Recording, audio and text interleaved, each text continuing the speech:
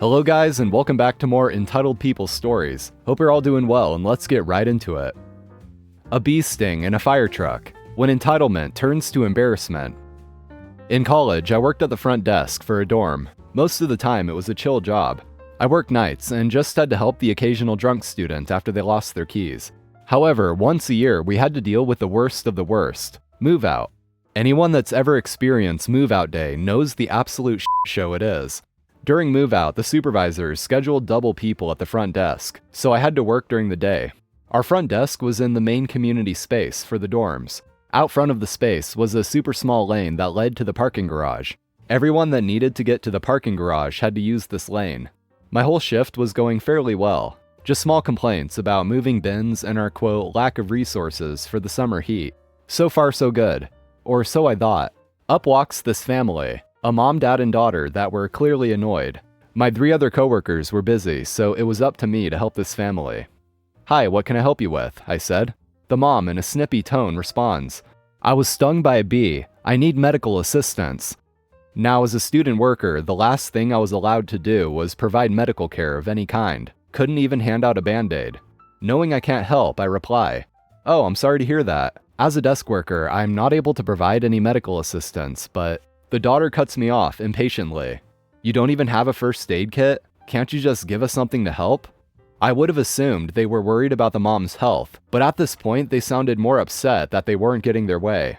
And I say, "We don't have first aid kits because I'm not allowed to administer aid. If you would like to get help, I would recommend walking over to health services." The daughter, sounding progressively more entitled and annoyed, says, "You want us to walk all the way over to health services?" At this point, all I wanted was for them to leave, but I couldn't say that. "There's also an urgent care and hospital right off campus, if you're worried about a reaction," I said. "I'm not driving all the way over to a hospital. I just need help now. Can you call someone for help or something?" said the mom. Cue the malicious compliance. Normally, I would call our non-emergency number for assistance, but this family clearly wanted quality care. "Would you like me to call 911? I can see if they'll help," I ask. "Yes, do something," said the mom. So I call 911.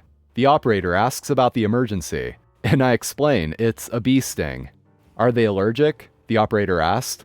I ask the mom and she says, "Well, no, but it's hurting." "Do they have tweezers they could use to pull out the stinger?" the operator asked. I ask the family, and to this, the daughter snaps. "Why would we have tweezers? Of course we don't have tweezers. What kind of question is that?" I relayed the message to the operator and let her know the family specifically requested medical care. She sighed, clearly annoyed by this non-emergency, and let me know she sent help. At this point, my line is getting incredibly long, so I ask the family to step to the side. When I tell them help is on the way, the mom asks, "What are they sending?" "I don't know," I said. "Well, I hope it's not a fire truck. That would be so embarrassing for just a bee sting," said the mom. A few minutes go by, and I can tell the mom is starting to realize she may have overreacted. She tries to tell her family they can just leave, but the dad and daughter reminded her they are already sending someone. As they wait, up comes a massive fire truck, sirens blaring. All the other families at the front desk, which is a lot because this family held up the line, turn to see what's going on. The mom is absolutely mortified. She is looking around, trying to hide behind her family. It's hilarious. She meets emergency services outside, so they don't make a big scene in front of the other families. The best part? The fire truck had to stop in the teeny tiny lane out front our community center, completely blocking the way into the parking garage. This means a line of cars was building up while she got her bee sting treated. With each car joining the line, she looked more and more embarrassed. Once she was treated, they came back in to get to the daughter's dorm. They walked quickly and avoided eye contact, clearly embarrassed by the overreaction. I hope they've learned to stop the impatience and entitlement. As much as I hate calling 911 for trivial things, it was worth it to see the look of sheer humiliation on the mom's face. And someone in the comments asked, "I don't get it, why would they send a fire truck and not an ambulance?" And this person responds with, "A lot of places have their firefighters also trained as basic paramedics. So sometimes if there's an emergency and all the ambulances are busy or it'll take too long, they'll send a fire truck first." Considering the number called was 911, this most likely happened in the US. The family probably got a bill for that, and as far as I know, fire trucks in that context are flat rate. Stopping me from entering will also stop your sales. An earlier post about getting to work on time reminded me of this. Where I live, a drugstore is not allowed to open if a pharmacist isn't there, unless they have a system to lock up over-the-counter medications. It's the mid-1990s. I'm a brand new 23-year-old pharmacist, working my first Saturday shift at a pharmacy in my hometown, in a suburb of a major city. I'm short and blonde, and almost always mistaken for being much younger than I am. I take the bus to work because I'm broke and it's easy. One bus arrives at 8:27 a.m., and the other one at 8:57 a.m. But I take the earlier for my 9 a.m. open, in case it's running late. I get off the bus right in front of the drugstore, and there's these two burly guys blocking the door. I try to get past them, but they are rude, and tell me to back off, and they're there first. Not wanting a confrontation at my new job, I walk a few stores down to a Starbucks and chat with the barista who I knew from high school, and have a drink of short drip coffee. I'm broke, remember. At 8:45 a.m., I try again to get into the store, but the rude guys are still there and tell me to back off, bitch. Back to the Starbucks I go. I borrow the phone to call the store's after-hours number and tell them my situation. I ask if I can be let in the receiving doors at the back of the strip mall. The store assistant manager tells me that the jerks are scalpers. Elton John is going on sale, and they are there for the Ticketmaster sales at the store post office. She tells me to get behind them and wait. I go and wait about 10 feet away from them. 9 a.m. rolls around. Then at 9:05, they start banging on the doors. Assistant manager opens the doors about 9:07 and asks if she can help them. They are yelling and swearing, and she politely tells them that she can't open the store until the pharmacist arrives. They ask where the f*** he is, and she points to me and I walk past and into the store. They were so rude to her that she banned them from the store. Best of all, she had gotten the post office staff to run off 3 pairs of tickets for each of them, right at 9 a.m. Max allowed was 6 per person, and the staff all got a chance to buy a pair instead. I splurged on a perfect birthday present for my sister. Neighbor tells Gramps he should mind his own damn business. That advice cost the neighbor most of his yard and a car. Gramps had just moved into a retirement park, with a lot that backed up to county land that was a nature preserve. His backyard was basically non-existent, but he didn't mind as he got to look out over the preserve. However, he did marvel at how his next-door neighbor's backyard extended a good 8 feet past his, giving the neighbor a nice space back there. Gramps tried to be friendly with all his new neighbors, exchanging phone numbers and the like. And one day he noticed the next-door neighbor was putting down expensive pavers that extended from his back door all the way to the old fence posts that designated the preserve boundary. Gramps watched the neighbor yank the 3 rickety fence posts out of the ground and move them back an extra 2 feet into the preserve before pounding them back in, then started to clear the land, intending to gain himself more area for his pavers. Gramps used to work for the National Park Services as a young lad, so he thought he had better warn his neighbors of the consequences of his actions, so he heads out back for a little chat. The neighbor is immediately defensive, and before Gramps says much, the neighbor tells him, "You're new here, I've been here 10 years, and to mind your own damn business."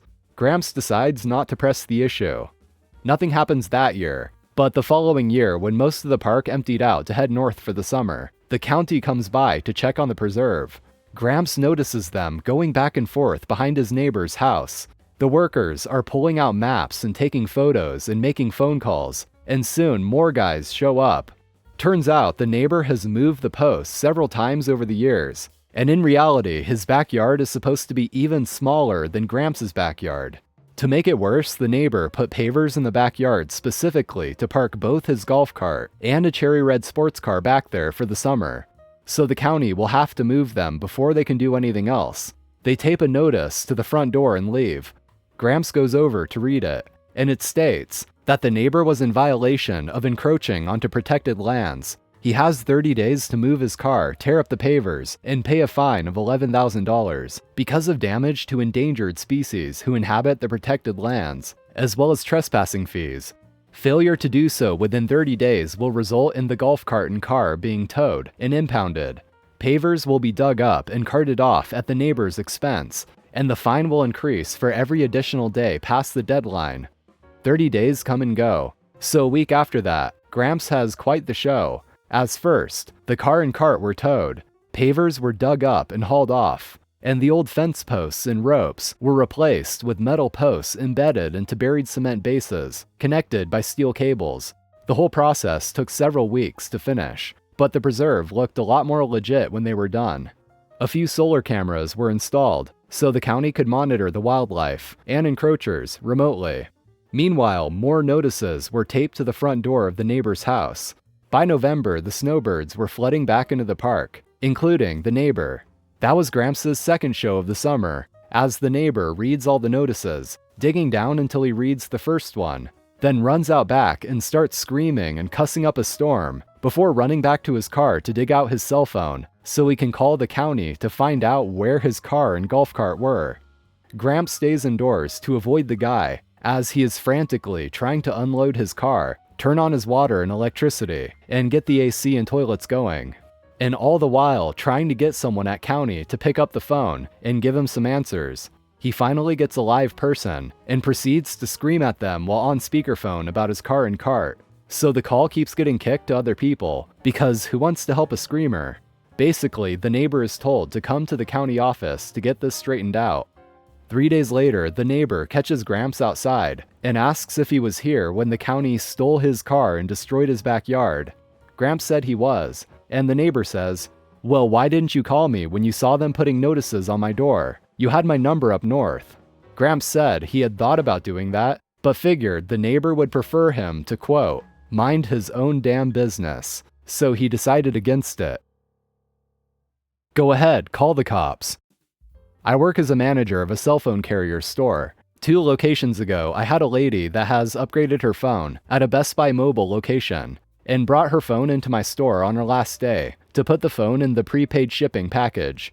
At that time, we didn't have the ability to take it in, and she literally had the shipping package with her. She was worried about returning the phone that she upgraded from too late and being charged for it. I let her know she would be fine, and that I would notate the account stating that she came in, but there's no way to do it in my system, and that I wouldn't be liable if a customer just dropped off a phone with no transactional movement. She insisted that we take the phone in. I nicely explained that it's not possible, but she started to yell and fake cry, cringy crying to where other customers were trying not to laugh. I asked her to stop arguing, and even went as far as to call the store where she went and get the account manager's contact info. The account manager would technically work for the same company as me, but a different channel. So I call him and he emails me the transaction info, just so I can view it and confirm that she can only send it in by dropping it off at a UPS drop-off location. She then refuses to leave, and I tell her, "This is your last warning. I'll call the police if you don't leave right now." So she sits down on the floor and says, "Go ahead, call the police," and that she's not going anywhere. So I called the police. They took their sweet time coming out because it wasn't an emergency. They'd advise to call 911 anytime there's a refusal to leave, or if someone needs to be escorted out. But I told them it's not a real emergency. An officer shows up, and she asks the customer what happened. She said that I was yelling at her and harassing her and wouldn't help her. A lot of customers laughed, and honestly, some felt bad because they thought she might have had issues. The officer asks her to leave, and the woman goes, "You might as well trespass me." The cop asks if I wanted to, and I agreed. Her suggestion, not mine. So she fills out the double carbon copy paper, and everyone gets one for records. On her way out, she gets in my face and just goes, "I'm an attorney for the city of Mount Vernon/Whatcom County." I don't remember which one. I wish I could go back and review the footage from that day. I had to file a security report since police were dispatched. I'm curious to know if corporate security record footage just to watch a woman sit down on the floor for almost 45 minutes while waiting for the police to arrive. I also wonder what customers' first impressions were seeing this lady just sitting right inside of the front doors and blocking customers from being helped at that workstation. Well guys, thank you for watching, I appreciate it. Drop a like if you enjoyed, and also subscribe for more. So take care everyone, and until next time.